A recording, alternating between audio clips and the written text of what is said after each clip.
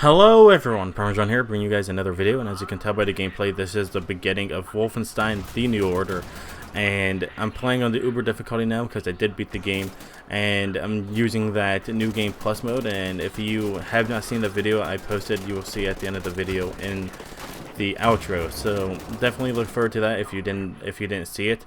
But let's get right into the topic. As you can tell by the title and the thumbnail, it's the confirmed third-party games we're getting at E3 this year. So let's get straight into it, and starting off is Sledgehammer Games Call of Duty Advanced Warfare. And obviously I'm excited for this game. Obviously I'm a big fan of the Call of Duty series. That's what my channel was based on, like the first year that I started YouTube, and I just think Sledgehammer Games will be the company that kind of restores this franchise. And not saying that it's dead, obviously it's still one of the best-selling games, but with the many negative feedback Ghost got, I think Advanced Warfare is going to make up for that, and I'm definitely looking forward to it, like I said. Number 2 on the list is Assassin's Creed Unity and Comet. Now, we're getting 2 Assassin's Creed games this year, but they're for separate platforms, I guess you can say. And Unity is for current gen, which is the PlayStation 4, Xbox One, and Comet is coming out for the 360 and the PlayStation 3. I'm not sure if both have PC support or not, but I'm definitely getting Unity. I might not be able to get Comet, depends if I end up picking up a 360 or not. But I'm definitely looking forward to Unity because whatever they released, they said that was actual gameplay, and it looked very good. So I'm definitely excited to see what Ubisoft brings to the table, and I think with Assassin's Creed Unity we'll be able to see the full potential of the Assassin's Creed series, just for the simple fact it's on the PlayStation 4 and the Xbox One. Moving on to my number 3 spot, which is Dishonored 2. Dishonored 2, I'm excited for it. I played Dishonored 1 a lot. Like, I played the living crap out of that game. I almost got every achievement for it, and then they added in that DLC that added like a lot more achievements on it. So I ended up selling it because I really had no use for it anymore. I beat the campaign a lot of times, and I really didn't want to buy the DLC. But I'm definitely looking forward to Dishonored 2 because the first one was definitely really good, and they've earned my support for the second one at least. Moving on to my other pick that's been confirmed that I'm looking forward to, it's The Division. And The Division looks extremely well, and it looks like it's going to be a very fun game as well. And although I believe they're making it just for the simple fact that they have the developing power to make a game that looks that good, I think they're also making it to kind of show that all their games don't have to be stealth-like, and all their games are like, they don't have to be, it doesn't have to be like a Splinter Cell, it doesn't have to be a Rainbow Six. It can be a brand new IP, look amazing, and be extremely fun. And I think it's definitely going to be pushing the next gen hardware and just a little bit. Obviously these developers, they don't know truly how to utilize like the consoles to the full potential yet, but it's definitely going to be pushing it a little bit, I would think, anyways. But moving on to the other one is Destiny. Destiny is going to be an absolutely insane game. It's basically Borderlands with a touch of Halo, but like open world with a touch of an MMO. So Bungie, they definitely know what they're doing. I have no doubt that this game is going to be spectacular. I mean, they did make Halo after all. That's my favorite series, one of my favorite franchises out there. So if any game company can release a game this year that will be like 100% assured my money, it's going to be Bungie. They can even make like a 2D side-scrolling game, and I'd buy it because Bungie, they just know what they're doing.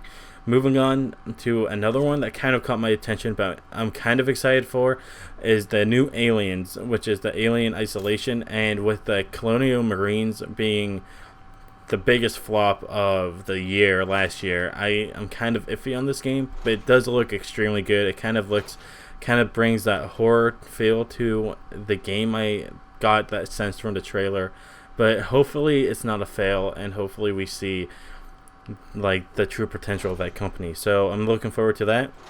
And this game I actually have pre-ordered. It's Dragon Age Inquisition, and although the first two were kind of meh for me. I mean, I've been playing Skyrim a lot, and when I went to Dragon Age, it was obviously completely different. I'm not knocking it for being different, but the open world exploration of Dragon Age Origins and Dragon Age 2, I'm not sure if Dragon Age 2 is Origins or not. I kind of get those mixed up, sorry about that, but it just wasn't there as much as Skyrim or even like a Fallout was, and it's not even there in terms of like you can just explore everything and upgrade everything. It was just kind of there for me, and Inquisition looks like it's actually going to change that. Kind of looks like it's more in the Skyrim tone of things, so I'm definitely looking forward to that. And then there's this new game coming out called Lords of the Fallen, and I forget who's making it, but it looks insane. It looks like a mix between Dark Souls and kind of like a Assassin's Creed Dragon Age mixture, and it looks really good. So definitely look that up into Google or YouTube, whatever. You will see some interesting things about it, and it definitely looks like it's going to be good, and it's rumored to be coming out this year, so I'm probably going to be getting that game as well. And we're getting 2 Star Wars games, none of them being exclusives. One's from DICE, which is Battlefront, and one's from Visceral Games. And the one for Visceral Games doesn't really have a name, but if you're fans of the Star Wars series, definitely look forward into those games. And I'm definitely looking forward to Battlefront because it's basically Battlefield but with Star Wars themed stuff, so that should be fun. And moving on to one of my last ones, which is going to be The Witcher 3 Wild Hunt, and that game looks incredible. It's been delayed to 2015, but it's been confirmed to be at E3, so as long as I get to see some more gameplay of that game, I'll be happy. Then we have Batman Arkham Knight. I'm so glad that you can ride around in the Batmobile in that one. It looks really incredible. I'm going to be getting that. Far Cry 4 is confirmed to be at E3. Everybody knew that. And there's just a few more games on the list. Borderlands, a pre-sequel, and I kind of wanted to save that for last because it's not coming for next gen or current gen, whichever one you want to call it. It's only coming up for the 360 and the PlayStation 3, and I believe PC. So I still might get it for PC. And then that's about it. That's about it on the list. And there is rumors that we're getting a new Mass Effect at E3, but I'm not sure if that's true. And if we do, it's probably going to be a prequel because I believe the way Mass Effect 3 ended, they can't really add on to that experience any. But who knows? We could be getting a Mass Effect 4 reveal at E3, but I wouldn't confirm that at all. And then there's also rumors about a Battlefield 5 being set in like the cop era or whatever you want to call it, where you're basically like SWAT teams. You will get like SWAT shields, SWAT helicopters. There's not really going to be tanks or anything, I believe. I'm not sure if that's confirmed or not, but definitely look forward to E3 for all the third-party games. And tomorrow is going to be, I'm either going to pick Microsoft, Sony, or Nintendo, and I'm just going to kind of rotate through that in the series. And I hope you guys kind of enjoy that because I'm getting really excited for E3 and I can't wait. We're only a few weeks away, so tell me what you're more excited for this year at E3. If you're excited for Nintendo, Microsoft, Sony, all of them, or just the third-party games in general. But as always, have a really nice day. If you're new, please subscribe. If you like this video, please like it. And as you can see on the screen right now, there's my previous video, which is how to start a New Game Plus on Wolfenstein: The New Order. I mentioned that right at like the beginning of the video, and that's definitely something I think you guys should look forward to if you have the game, because if you beat it, there is no New Game Plus mode. And like I said, if you're new, please hit the subscribe button at the bottom right. And as always, have a really nice day, and peace.